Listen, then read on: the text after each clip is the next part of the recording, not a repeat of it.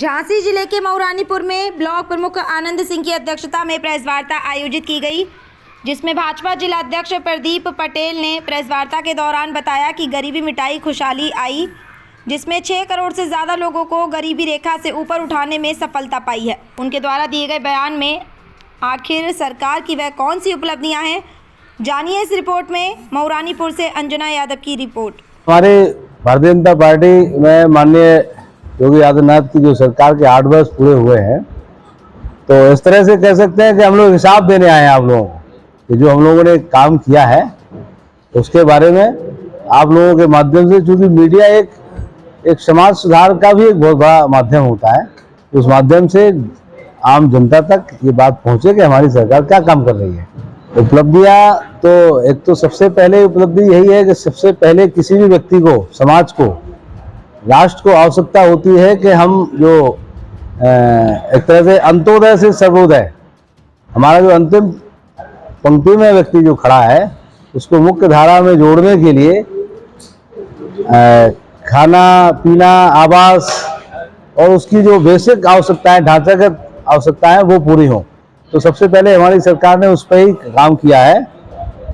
और 6 करोड़ से ज़्यादा लोगों को गरीबी रेखा से ऊपर उठाने का काम हुआ है इन 8 सालों में।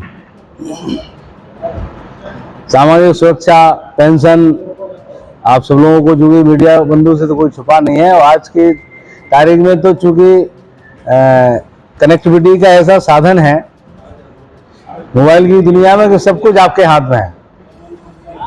सामाजिक सुरक्षा को लेके और जो बेसिक आवश्यकता उनके लिए शौचालय, इज्जत घर जो हम लोगों ने बना के दिए आम जनता को, तो अंत्योदय से सर्वोदय के लिए पूरी प्रतिबद्धता के साथ काम हुआ है। और उसमें डीबीटी के माध्यम से जो आम जनमानस को परेशानी होती थी, उनके सीधे खाते में जो पैसा पहुंचा है, तो भ्रष्टाचार में भी उसमें काफी हद तक रोक लगी है। योगी सरकार के 8 साल पूरे हो गए हैं, क्या क्या योजना उन्होंने गरीब जनता या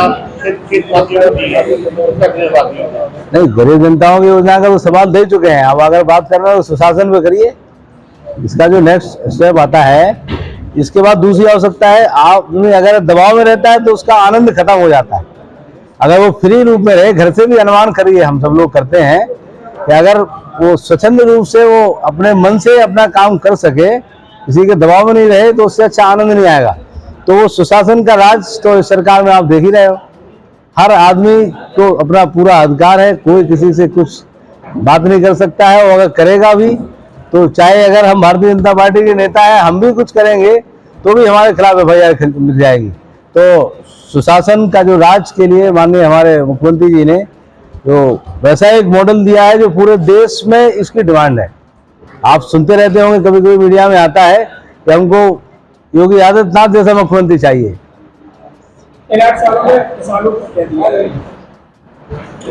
किसानों की जहां तक बात है तो आप देख रहे हैं, तो किसान सम्मान निधि और जो सरकारी योजनाओं के माध्यम से हमारी 2016-17 में लगभग 8.6 विकास दर थी खेती की। इस समय 23-24 में हम इसको लगभग 13% की दर से बढ़ रहे हैं। गाँव में बेरोजगारी की समस्या गाँव में बेरोजगारी की समस्या तो चूंकि आज से मुद्दा नहीं हो, तो हमेशा तो चला आ रहा है, लेकिन अगर वो देखेंगे तो सरकार की प्रतिबद्धता की बात करें तो सबसे पहले माननीय मोदी जी की सरकार आई, फिर योगी जी की भी आई। तो जो कौशल विकास का जो अभियान चलाया गया, और अभी ये विश्वकर्मा हाँ पुलिस भर्ती तो भर्ती है, तो जो सरकारी चली रही हैं सरकारी भर्तियां, तो एक प्रोसेस है, जो भी सरकार आएगी वो करेगी। पहले लिस्ट आती थी, सरकार गांव में मजदूर मिल नहीं रहे हैं। लेकिन जो मेन बात होती है कि एक बड़े जनसमूह के लिए क्या कर रहे हैं, तो बड़े जनसमूह के लिए जो कौशल विकास की योजना है, कौशल विकास के अंतर्गत लगभग इस साल का पूरे देश का जो बजट था वो 2 लाख करोड़ रुपए बजट दिया था सरकार ने। तो जो हमारे युवा है, जो जिस क्षेत्र में काम कर सकते हैं, जैसे, और हर वर्ग के लिए दिया है। अगर बढ़ई है तो बढ़ई का अच्छा काम कर सकता है, लोहार है तो लोहार का अच्छा काम कर सकता है, सोनी है तो सोनार का अच्छा काम कर सकता है। उसको लिए कौशल विकास के द्वारा प्रशिक्षण दिया जाएगा और उनको सरकार द्वारा लोन की व्यवस्था कराई गई बगैर गारंटी के 5 लाख। आगरा के सांसद रामजी लाल सुमन का क्षत्रिय समाज के महापुरुष जो है राणा सांगा उनके ऊपर विवादित टिप्पणी की गई है कि आप उस बयान को किस तरीके से मानते हैं? पहले तो कोई भी महापुरुष क्षत्रिय समाज का सभी का होता है, जो देश का राष्ट्र का होता है वो महापुरुष। हम क्षत्रिय समाज से ही नहीं जुड़ेंगे अकेला। और रामजी सुमन और सांसद सपा से मतलब नहीं है, वैसे तो कोई भी जो महापुरुष है हमारे देश को दिशा देने से लेके वो एक जनता पर उनका एक बहुत बड़ा प्रभाव होता है। तो इस तरह की बात सांसद रामजी सुमन को भी नहीं करना चाहिए थी और किसी को भी नहीं करना चाहिए। ये बात समाज में कोई अव्यवस्था फैले और समाज का विघटन हो, ऐसी बात तो करनी नहीं चाहिए किसी भी। भाई कोई भी सांसद है, सांसद तो देश में हम जनता का आदमी जो भी हम लोग चुनते हैं, रामजी लाल सुमन को माफी मांगनी चाहिए। उनको 100% मांगना चाहिए। गलती हो गई तो पहले तो बोले नहीं चाहिए था। इस तरह की बात किसी भी पार्टी का हो तो राजनीति का मतलब ये नहीं कि हर बात हम केवल विरोध करने के लिए करें। सकारात्मक राजनीति करना चाहिए। देश का भला तो तभी होगा ना।